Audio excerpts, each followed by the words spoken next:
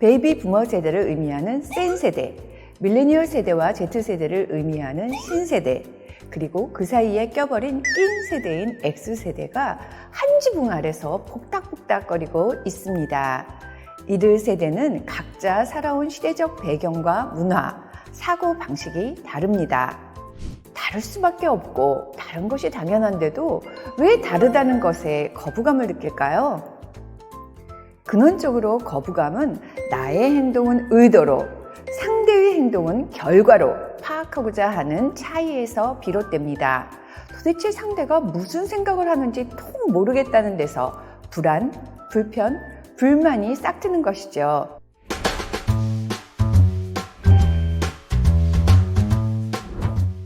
내가 신입 때는 정말 몸바차였거든요. 근데 요즘 친구들 보면 그만두는 게 참 쉽더라고요. 또 회사가 힘들면 으쌰으쌰하는 분위기가 있는데 본인들 일 끝나면 집에 가기 바쁜 것 같아서 보기 참 그렇더라고. 솔직히 요즘은 사실 제 윗분들보다는 후배들이 더 힘들어요. 뭐 사실 말 하나 잘못했다고 하면은 다들 막 꼰대라고 막 얘기를 하잖아요. 한마디 하려면은 저도 참 며칠을 끙끙 앓으며 고민을 하게 되는 것 같아요. 워라밸 중요하다는 거 저도 알겠거든요. 근데 그렇게 다 자기 생활이 중요하다고 가버리면 손은 누가 키우죠? 저 같은 경우는 뭐 어려운 점은 없습니다. 이게 의외로 또 젊은 친구들이 제 생각이랑 또 비슷하거든요. 솔직히 저는 회사보다 제 자신이 먼저라고 생각하거든요. 근데 윗분들 보면 너무 목숨 걸고 일하시는 경우도 있는 것 같아요. 가끔 본인이 꼰대가 아니라고 생각하는 분들이 있거든요. 근데 자기는 마인드가 젊어서 우리랑 같다고는 하시는데 저 입장에서는 좀 어이가 없죠. 나이가 많으니까 대접받으려고 하시는 게 좀 있으신 것 같아요. 솔직히 보고 배울 점이 있거나 그러면 저희가 알아서 대접해드리는데 꼭 아닌 분들이 더 그러더라고요. 아니 옛날 옛적 경험 가지고 반복해서 말씀하실 때가 있거든요. 진짜 공감도 안 되고 재미도 없는데 매번 어떻게 반응해야 될지 모르겠더라고요. 세대론 하면 많이 던지시는 질문이 세 가지입니다. 첫째, 세대 차이인지 개인 차이인지 헷갈린다는 것입니다. 물론 60년대생인데도 M세대에 못지않을 수도 있고 젊은 꼰대란 말처럼 90년대생인데도 고착된 사고를 가질 수 있습니다. 하지만 세대의 경향성이 있고 그것을 이해하는 것은 의미가 있습니다. 둘째, 세대론이 오히려 세대 간 격리, 분리를 부추기는 것 같아 불편하다고 말씀하십니다. 알면 할수록 어렵고 복잡해서 오히려 회피하게 되더라는 건데요. 저는 그것이 서로 조화를 위한 과정이라고 봅니다. 골프를 배울 때도 내 마음대로 치다가 코치를 받으면 오히려 자세가 꼬이고 예전보다 거리가 더 안 나가기도 하지요. 하지만 그런 조정 과정을 거쳐 내 것으로 만들면 편해집니다. 세대 소통도 마찬가지 아닐까요? 예전엔 못 느끼던 것이었는데 이것을 인지하는 것 자체가 발전이라고 생각하시고 한 발짝씩 노력하는 게 의미 있는 과정입니다. 셋째, 많은 세대론에 관련된 책들이 밀레니얼의 특성을 정리해 소개합니다. 대부분 마케팅적 시각에서 소개하다 보니 밀레니얼의 소비 특성과 그에 맞출 것을 강조하느라 조직 내 소통은 상대적으로 소홀하기 쉽죠. 세대 소통이란 밀레니얼의 특성에 모두 맞춰주기만 하라는 것이냐고 반론을 제기하시는데요. 물론 아닙니다. 소통은 줄탁동기, 즉 병아리가 알을 깨고 나오기 위해선 어미닭과 병아리 서로의 노력이 필요합니다. 원웨이는 상향이나 하향이나 다 바람직하지 않지요. 다만 사랑은 내리사랑이란 말이 있듯 선배는 후배 경험을 해봤지만 후배는 선배 경험을 해보지 않았기 때문에 조금 더 이해를 하고 관용적 자세를 가지는 것은 필요하다고 봅니다. 여기서 낀 세대는 하면 된다! 라고 외치는 선배와 되면 할게요 라고 외치는 후배 사이에서 직격탄을 맞은 세대로 묵묵히 역할을 수행하는 세대입니다.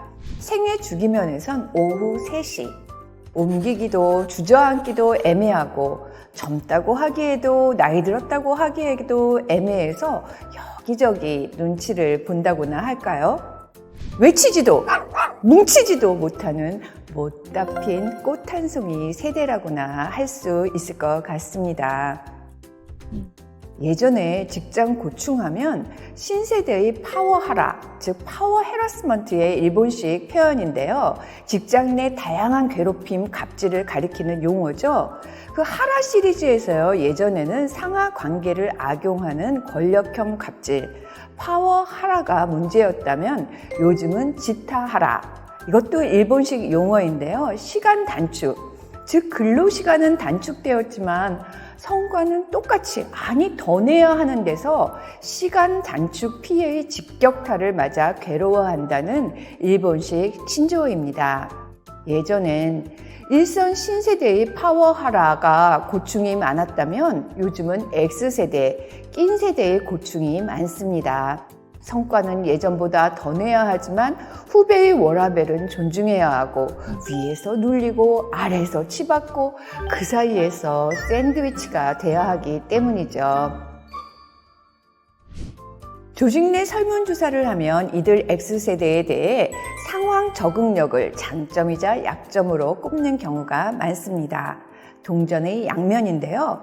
상황 적응력을 좋게 볼 때는 유연성이고요. 나쁘게 말하면 무소신이라고나 할까요? X세대는 기술적 면에서 아날로그와 디지털을 다할 수 있는 수륙 양용의 디지로그입니다. 또 지향면에서 이전 선배 세대의 집단주의, 전체주의, 명분주의를 가지고 있었다면 후배 세대의 개인주의와의 중간 지대에 위치하고 있습니다. 베이비 부머 세대의 조직 충성심, X세대의 합리적 개인주의, 밀레니얼 세대의 디지털 능력과 글로벌 마인드는 그 어느 시대에도 한 지붕 아래에 공존한 적이 없었던 강점들입니다. 과거에는 세대 교체가 보편적이었지만 요즘은 고령화 영향으로 대부분의 조직에서 세대 공존이 이슈입니다. 예전의 세대 조화는 부글부글 국 끓이기와 같았습니다. 함께 끓여서 하나가 되는 게 중요했지요. 요즘의 세대 조화는 샐러드에 비유할 수 있습니다. 각각의 특성을 최대한 살려서 그 맛을 살리는 것이, 그리고 자신의 정체성이 형체도 없이 뭉글뭉글 사라지는 것이 아니라는 점에서요. 양세대를 포용하고 양념하는 낀 세대의 소스 리더십은 이런 점에서 딱 적합하죠. 저는 이번 강의에서 센 세대, 낀 세대, 신세대 각자의 서사를 풀되 조직의 허리인 낀 세대의 미들필더 리더십에 초점을 맞춰서 이해를 높이고자 합니다. 강요도 호소도 아닌 이들 양손잡이 리더십의 특성을 살려서요. 나태주 시인의 풀꽃이란 시처럼요. 자세히 보아야 예쁘고 오래 보아야 사랑스럽다. 각 세대의 장점을 살리기에 가장 적합한 최강 세대, X세대 리더의 활약을 기대하고 응원합니다.